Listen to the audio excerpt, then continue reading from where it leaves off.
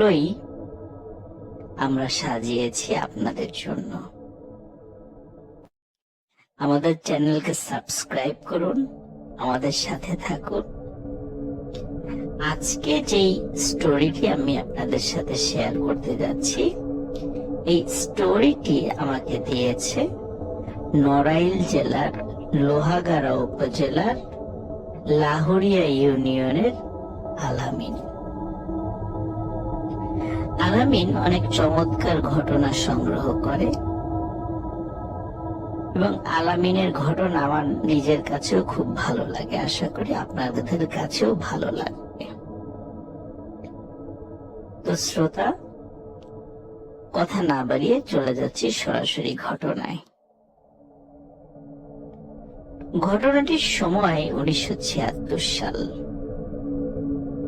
নড়াইল জেলার লোহাগাড়া উপজেলার লাহোরিয়া ইউনিয়নের ছোট্ট গ্রাম লাহোরিয়া।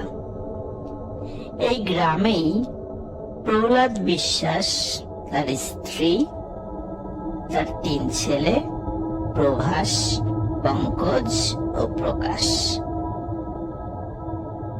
প্রভাসের বয়স 35, পঙ্কজের বয়স 30-এর কাছাকাছি। বড় এবং মেজ ছেলেকে প্রহ্লাদ বিশ্বাস বিয়ে দিয়েছেন। একান্নবর্তী পরিবারে তাদের বসবাস। কিন্তু ছেলের বউ এবং ছেলের পরিবারের সাথে প্রহ্লাদ বিশ্বাস ও তার স্ত্রীর বনিবনা না হয় ছোট ছেলে প্রকাশকে নিয়ে তাদের বাড়ি থেকে কিছুটা দূরে তাদেরই দীর্ঘদিন ধরে পতিত থাকা একটি জমিতে 3টি ঘর নির্মাণ করেন। ওই জমির চতুর্দিকে রয়েছে ফসলি জমি। সেটি আসলে কোনো গ্রাম নয়, গ্রামটা ফসলি জমির ঠিক পাশে। যেখানে ঘর নির্মাণ করেন প্রহ্লাদ বিশ্বাস, সেখান থেকে অন্য বাড়িগুলোতে যেতে পায়ে হেঁটে প্রায় 10 থেকে 15 মিনিট সময় লাগে। বলতে পারেন যে চতুর্দিকে ফসলের জমি, মাঝখানে একটি ভিটা, সেখানে প্রহ্লাদ বিশ্বাস তার স্ত্রী এবং তার সন্তানকে নিয়ে একটি মাত্র পরিবার সেখানে বসবাস করে। বড় একটি ঘর, মাঝারি সাইজের একটি ঘর এবং একটি রান্নাঘর সেখানে ছিল। ওয়াশরুম ঘরের বাইরে ছিল, যেমনটি গ্রামে থাকে। ভালোই চলছিল তাদের। এর মধ্যে প্রহ্লাদ বিশ্বাসের ঘর আলো করে একটি কন্যা সন্তানের জন্ম হয়। আদর করে নাম রাখেন প্রিয়াঙ্কা। এর কিছুদিন পর প্রহ্লাদ বিশ্বাসের ছোট ছেলে প্রকাশের একটি সরকারি চাকরি হয়। পোস্টিং হয়ে যায় খুলনা শহরে। চাকরি পাওয়ার মাসখানেক পর ছোট ছেলের বিয়ে দেন প্রহ্লাদ বিশ্বাস। বউকে মা বাবার কাছে রেখেই ছোট ছেলে প্রকাশ চলে যায় আবার তার কর্মস্থল খুলনায়। প্রহ্লাদ বিশ্বাস, তার স্ত্রী, কন্যা প্রিয়াঙ্কা ও প্রকাশের স্ত্রী কল্যাণী, এই 4 জন বড় ঘরটায় থাকতেন। প্রকাশ বাড়ি আসলে শুধু কল্যাণীকে নিয়ে অন্য ঘরটাতে থাকতেন। সাল 1979। 76 সাল থেকে 79 সাল পর্যন্ত তেমন কোনো সমস্যাই তারা সেখানে ফেস করেনি। কিন্তু 79 সাল, বাংলা 1386 সালের 23শে ভাদ্র, এই রাতেই ঘটে এক ভয়ানক ঘটনা। গ্রামবাসী গভীর রাতে প্রহ্লাদ বিশ্বাসের বড় ঘরটায় দাউ দাউ করে আগুন জ্বলতে দেখে।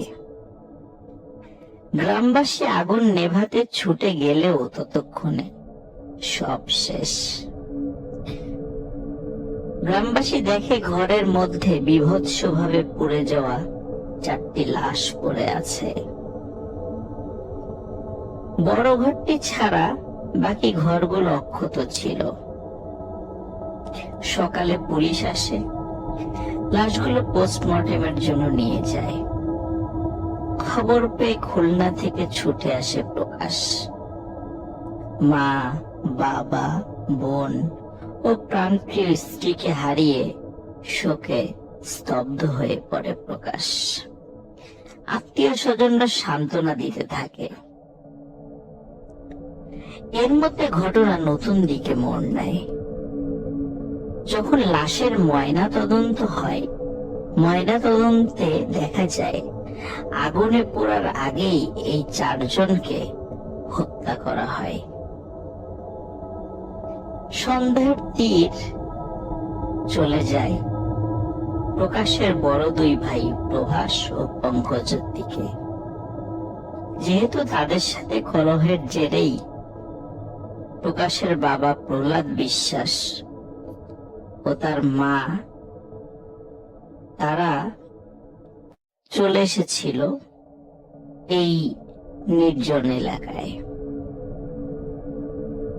পুলিশ প্রভাস ও পঙ্কজকে ধরে নিয়ে যায় সেই দিনেই। এদিকে পোস্টমর্টেম থেকে লাশগুলো ফেরত এনে লাশকে দাহ করা হয় প্রকাশের বাসার পাশেই। এদিকে 24 ভাদ্র রাতে প্রকাশ বাড়িতেই ছিল, যেই ঘরে ছুটিতে বাড়ি আসলে তার স্ত্রীকে নিয়ে থাকতো।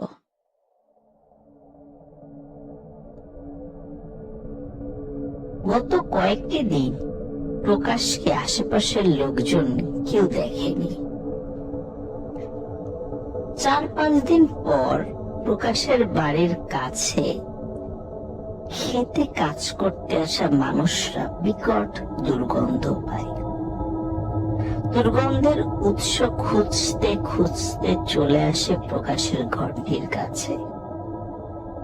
তারা বুঝতে পারে এই ঘরটি থেকেই দুর্গন্ধ আসছে, কিন্তু ঘরটি ভেতর থেকে বন্ধ। দরজায় কড়া নেড়ে কোনো সাড়া শব্দ না পেয়ে তারা ভেঙে ফেলে দরজা।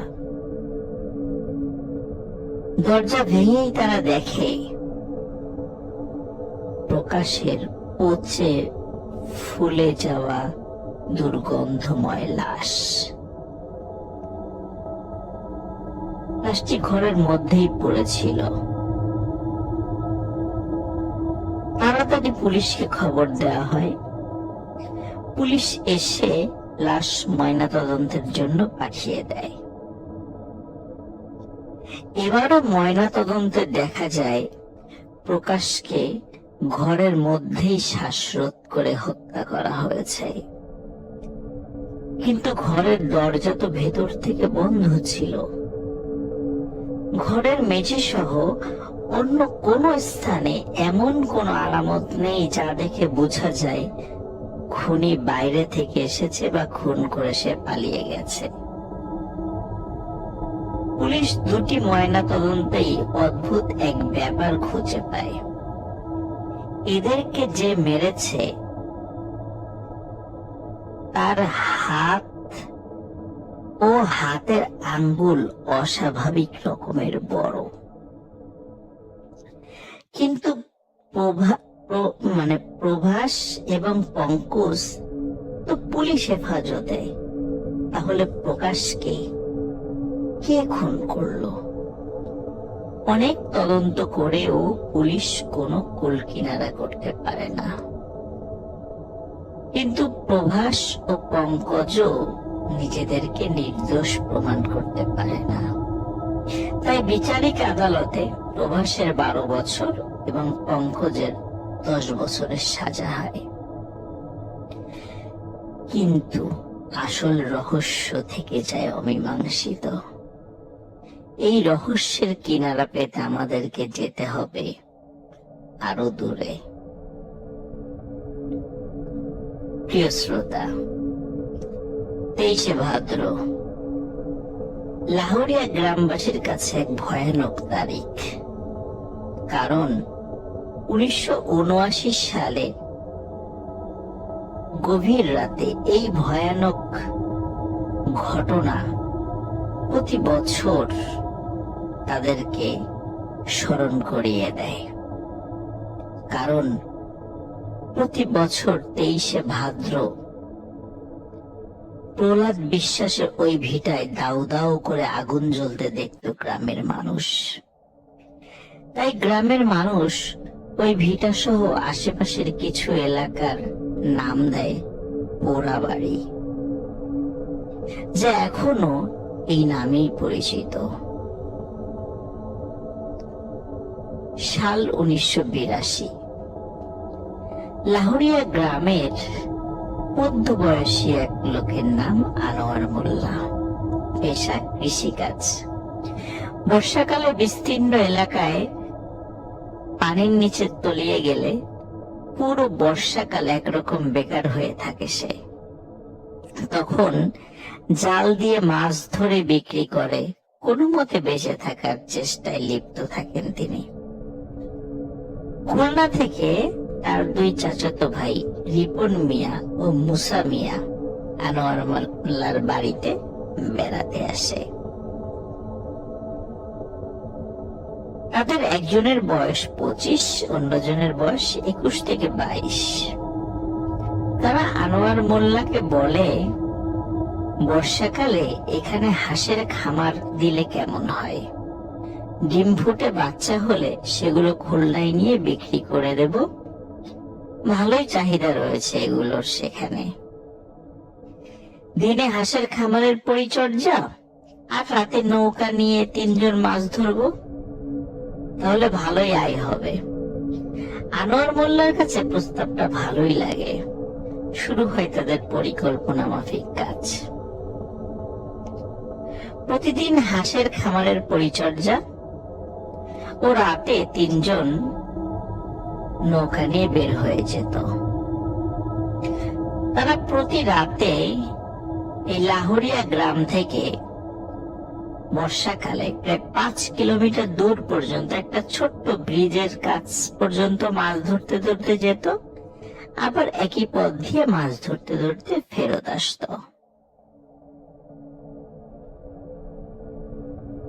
এক রাতে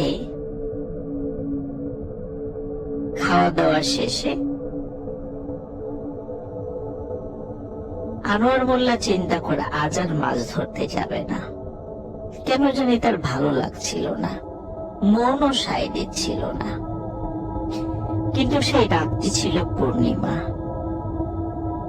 রিপন মিয়া এবং মুসা মিয়া আনোয়ার মোল্লাকে বলে, বড় ভাই, আজ যেহেতু পূর্ণিমা, আজ ভালোই মাছ ধরবে, চলো। কিন্তু আনোয়ার মিয়া কেন জানি আজ রাতে যেতে ইচ্ছা করছিল না।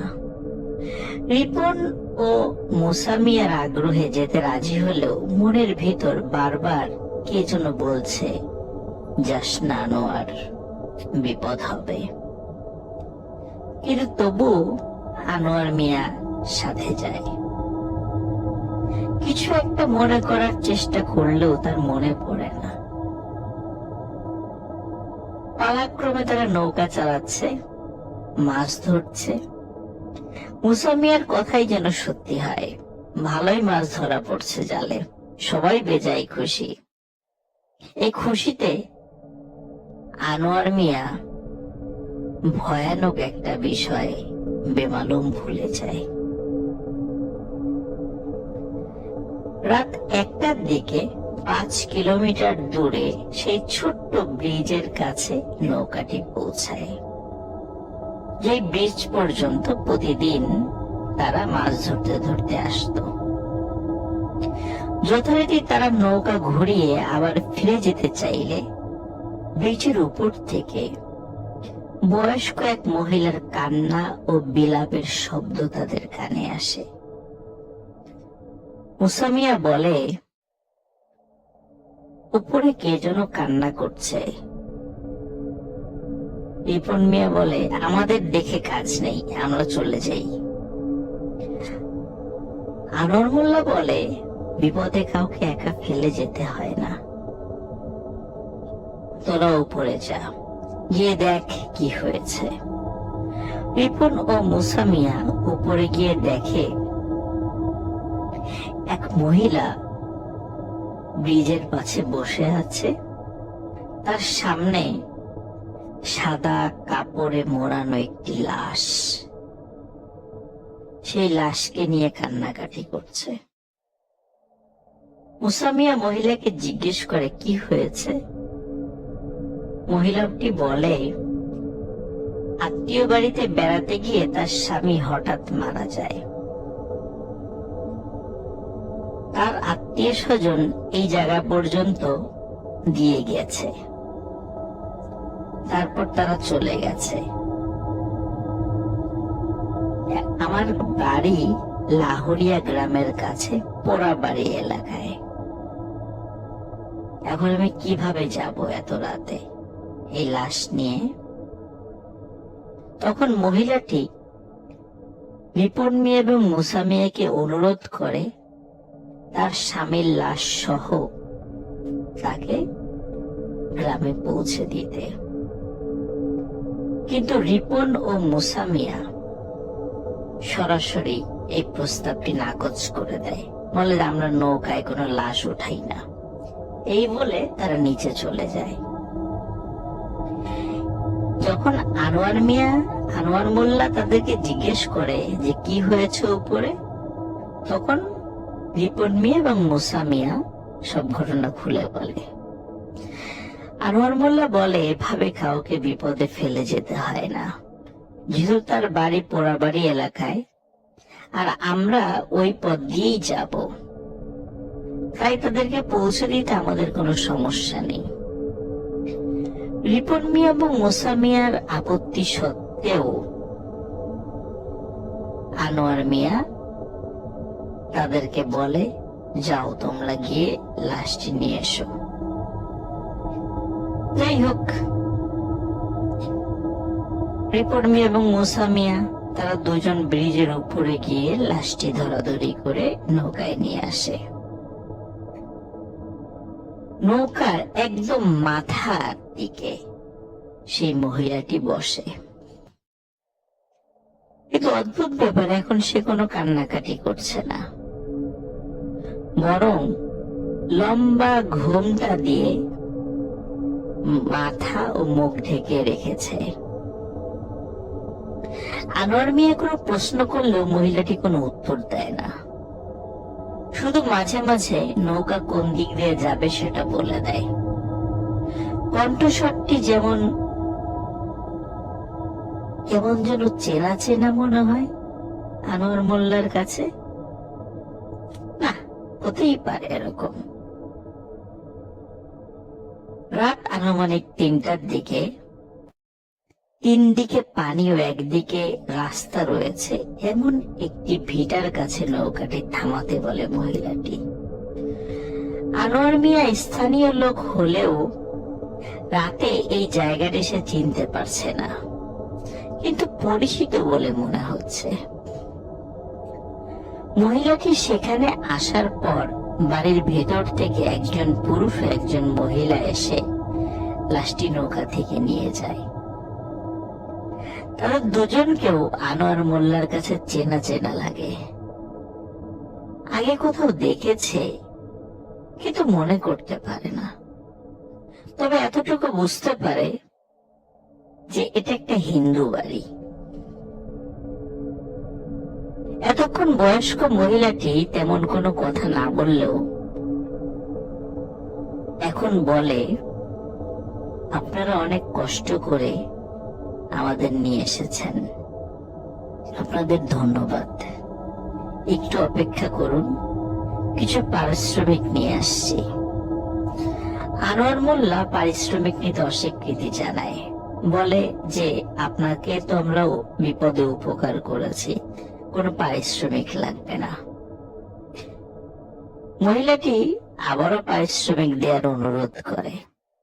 তখন রিপন ও মুসা মিয়া সম্মতি জানায়। মহিলাটি টাকা নিয়ে আসার কথা বলে বাড়ির ভেতরে চলে যায়। 5 মিনিট, 10 মিনিট, 15 মিনিট, আধা ঘন্টা হয়ে যায়, কেউ বাড়ির থেকে বের হয়ে আসে না টাকা নিয়ে। আনোয়ার মোল্লা রিপন ও মুসামিয়াকে বলে, যেহেতু এটা মরা বাড়ি, সবাই শোকে কাতর, তাই হয়তো ভুলে গেছে টাকা নিয়ে আসার কথা, চল চলে যাই। কিন্তু রিপন মিয়া এবং মুসা মিয়া বলে, এত কষ্ট করে লাশ নিয়ে এলাম, টাকা ছাড়া যাব না। আনোয়ার তাদের দুজনকে গালমন্দ করে, কিন্তু আনোয়ার মোল্লা একটা ব্যাপার লক্ষ্য করে, বাড়ির ভেতরে কোনো সারা শব্দ নেই। রিপন মিয়া আনোয়ার মোল্লাকে বলে, চলো বড় ভাই, বাড়ির ভেতরে যাই। আনোয়ার মোল্লা প্রথমে যেতে রাজি না হলেও মুসা মিয়াকে নৌকায় বসিয়ে রেখে তারা দুজন বাড়ির ভেতরে যায়। বাড়িতে মোট 3টি ঘর তারা দেখতে পায়, একটি বড়, একটি মাঝারি ও একটি রান্নাঘর। বাড়ির কোথাও কোনো আলো জ্বলছে না, কোনো শব্দও নেই। এটা কি মরা বাড়ি হতে পারে? কেমন জানি খটকা লাগে আনোয়ার মোল্লা এবং রিপন মিয়ার কাছে। আনোয়ার মোল্লা এবং রিপন মিয়া মনে হয় যে বাড়ির পেছনে আলো জ্বলছে। তারা দুজনে বাড়ির পেছনে গিয়ে হতভম্ব হয়ে যায়। তারা দেখে দাউ দাউ করে একটি চিতা জ্বলছে, কিন্তু চিতায় লাশ নেই। লাশটি চিতার পাশে সাদা কাপড় দিয়ে ঢাকা। শরীরে শির দ্বারা বেয়ে এক ভয়ের অনুভূতি নেমে যায় তাদের দুজনের। রিপন মিয়া সাহস করে লাশের উপরের সাদা কাপড় সরিয়ে দেখে লাশটি কার। যখনই কাপড় সরিয়েছে, সাথে সাথে চিৎকার করে ওঠে রিপন, বলে, বড় ভাই, এ তো সেই মহিলার লাশ যে আমাদের সাথে তার স্বামীর লাশ নিয়ে আসলো। আনোয়ার মোল্লা দেখে, আরে এ তো প্রহ্লাদ বিশ্বাসের বউ, সে তো 1979 সালেই মরে গেছে। আনোয়ার তখনই বুঝতে পারে আজ 23শে ভাদ্র, সেই ভয়াল রাত। এই রাত্রির কথাই তার বারবার মনে আসার চেষ্টা করছিল, সে মনে নিয়ে আসার, কিন্তু মনে করতে পারছিল না। আনোয়ার মিয়া বুঝতে পারে ভয়াবহ বিপদে পড়েছে তারা। চিৎকার দিয়ে আনোয়ার মোল্লা ও রিপন দেয় দৌড়। নৌকার কাছে এসে দেখে মুসা মিয়া নেই। কি ব্যাপার, মুসা মিয়া কোথায় গেল? তারা দেখে নৌকার পাশে পানির মধ্যে মুসা মিয়া উপর হয়ে পড়ে আছে।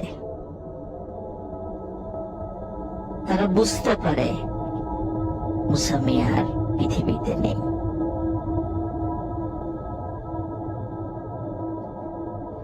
আনোয়ার মোল্লা এবং রিপন মিয়া দুজনেই বাড়ির পাশের রাস্তা ধরে দৌড় দিলেও রিপন মিয়া আনোয়ারের পেছনে পড়ে যায়। আনোয়ার মোল্লা এলাকার লোক হওয়ার কারণে অনেক রাস্তাঘাট তার চেনা ছিল। আনোয়ার মোল্লা পাশের গ্রামের এক বাড়ির উঠোনে চিৎকার দিয়ে হুমড়ি খেয়ে পড়ে। বাড়ির লোকজন আনোয়ার মোল্লার আত্মচিৎকারে জেগে ওঠে। সবাই বের হয়ে আসে। আনোয়ার মোল্লা সব ঘটনা খুলে বলে। আশেপাশের আরো যে বাড়িঘর ছিল সেখান থেকেও কিছু লোক এসে জড়ো হয়। সবাই বলে, আনোয়ার, তুমি জানো না আজ 23শে ভাদ্র? এমন ভুল তুমি কিভাবে করলে? যাই হোক, ভুল হবার তো হয়ে গেছে, এখন তো আর কিছু করার নেই। কেউ হারিকেন, কেউ মশাল, কেউ বা টর্চ লাইট নিয়ে রিপন মিয়া ও মুসা মিয়াকে খুঁজতে বের হয়। রিপন মিয়াকে একটি মাঠের মধ্যে অচেতন অবস্থায় পাওয়া যায়। তাকে উদ্ধার করে একটি বাড়িতে আনা হয়। অপরদিকে গ্রামের লোকজন সাহস করে সেই পোড়া ভিটায় গিয়ে দেখে সেখানে শুধু ঝোপঝাড়, কোনো ঘর বাড়ি নেই। কিন্তু ভিটার পাশে একটি নৌকা রয়েছে, আর এই নৌকার পাশেই মুসা মিয়ার লাশ উপর হয়ে পানির মধ্যে পড়ে আছে। তারা দেখতে পায় মুসা মিয়ার গলায় বড় বড় আঙ্গুলের ছাপ। কে যেন তার গলা টিপে হত্যা করে পানির মধ্যে চুবিয়ে রেখেছে। রিপন মিয়ার জ্ঞান ফেরে পরদিন সকালে। তাকে যখন জিজ্ঞাসা করা হয় কি হয়েছিল, সে বলে গত রাত্রে সে যখন দৌড়াচ্ছিল তখন আনোয়ার মোল্লাকে সে হঠাৎ হারিয়ে ফেলে। তখন চোখ যেদিকে যাচ্ছিল সেদিকেই দৌড়াচ্ছিল। হঠাৎ কোনো কিছুর সাথে তার ধাক্কা লাগে, সে ধাক্কা লেগে পড়ে যায়। কিন্তু যখন সে খেয়াল করে কিসের সাথে ধাক্কা লাগলো, তাকিয়ে দেখে একটু আগে সাদা কাপড়ের নিচে শুয়ে থাকা, লাশ হয়ে থাকা সেই মহিলাটি তার সামনে দাঁড়িয়ে। তারপর তার আর কিছু মনে নেই। রিপন মিয়া এতটাই ভয় পেয়েছিল যে তার শরীরের কাঁপুনি দিয়ে জ্বর আসে। প্রচন্ড জ্বরে ভুগতে ভুগতে মাত্র সপ্তাহখানেকের মধ্যেই রিপন মিয়া মারা যায়। প্রিয় শ্রোতা, আনোয়ার মোল্লা এখনো জীবিত আছে। এই ঘটনাটি আলামিন সরাসরি আনোয়ার মোল্লার কাছ থেকেই সংগ্রহ করেছে। পোড়াবাড়ির ওই ভিটায় এখনো দিনের বেলায় পারতপক্ষে মানুষ যায় না। এত ভৌতিক ঘটনা সেখানে ঘটতো যে ভিটার আশেপাশের মানুষ নিজেদের খেতে ফসল ফলানোর জন্য সহজে যেতে চাইতো না। প্রতি বছর 23শে ভাদ্র রাতে ওই ভিটায় আগুন জ্বলতে দেখত মানুষ। গ্রামের মানুষ বিভিন্ন সময় ওঝা কবিরাজ ডেকে ওই স্থানের সমস্যা সমাধান করতে চেষ্টা করে, কিন্তু তারা সবাই বলে এখানে বহুকাল আগে থেকেই ভয়ানক অশুভ শক্তির বসবাস রয়েছে। প্রহ্লাদ বিশ্বাস এখানে বাড়ি করার 3 বছরের মধ্যে তেমন কিছু টের পায়নি। পরিবারের সবাইকে নিয়ে এসে ভালোই ছিল। কন্যা সন্তান হয়, ছেলের চাকরি হয়, কেউ বুঝতেই পারেনি এখানে কোনো সমস্যা রয়েছে। ঠিক 3 বছর পর 23শে ভাদ্র রাতে 1979 সালে পরিবারের সবাইকে প্রথমে ওই অশুভ শক্তিরা হত্যা করে এবং পরে ঘরে আগুন জ্বালিয়ে দেয়। পরের রাতে প্রহ্লাদ বিশ্বাসের ছোট ছেলে প্রকাশকেও হত্যা করে এই অশুভ শক্তি। আনোয়ার মোল্লা লোভ করে নাই, তাই ওরা তার কোনো ক্ষতি করে নাই, কিন্তু রিপন ও মুসা লোভ করেছিল, তাই তাদের এই পরিণতি। ওই অশুভ শক্তি ওই ওঝা কবিরাজদের কাছে যখন এসেছিল, ওই ওঝা কবিরাজরা যখন তাদেরকে হাজির করেছিল এই অশুভ শক্তি সমৃদ্ধ জিনদেরকে, এই জিনরা বলেছিল যে এখানে আসবে তারই মৃত্যু নিশ্চিত। 2006 সাল পর্যন্ত প্রতি বছর 23শে ভাদ্র রাতে দাও দাও করে আগুন জ্বলা দেখত গ্রামবাসী। এটি ছিল একটি সাধারণ ঘটনা। 2006 সালে একজন কামেল আলেমের শরণাপন্ন হয় গ্রামের কিছু মুরব্বী। আলেমের কিছু ভক্ত জিন ছিল যারা ছিল নেককার। জিনগুলো আলেমের অনুরোধে সেই ভিটায় থাকা অশুভ শক্তির জিনগুলোকে অনুরোধ করে তারা যেন চলে যায়, কিন্তু সেই অশুভ শক্তির জিনেরা সেখান থেকে চলে যেতে অস্বীকৃতি জানায়। কিন্তু তারা এটা বলে তারা আর মানুষের স্বাভাবিক কাজে বাধা দেবে না, এবং তারা একটা প্রতিশ্রুতিও দেয়। তবে সন্ধ্যার পরে কেউ এই ভিটার আশেপাশে যেন না আসে, এটাও তারা বলে দেয়। তবে তারা যে মানুষের স্বাভাবিক কাজকর্ম করতে দেবে এই জন্য কিছু শর্ত আরোপ করে দেয়। যেমন একদম সাদা ধবধবে একটি ছাগল এই ভিটায় জবাই করে রেখে দিতে হবে, 1 মণ দুধ ও চালের পায়েস রান্না করে রেখে দিতে হবে। তাহলে তারা মানুষের কোনো কাজে আর বাধা দেবে না, কোনো সমস্যা সৃষ্টি করবে না। গ্রামবাসী আলেমের কাছ থেকে শর্তগুলো জেনে তা পূর্ণ করে।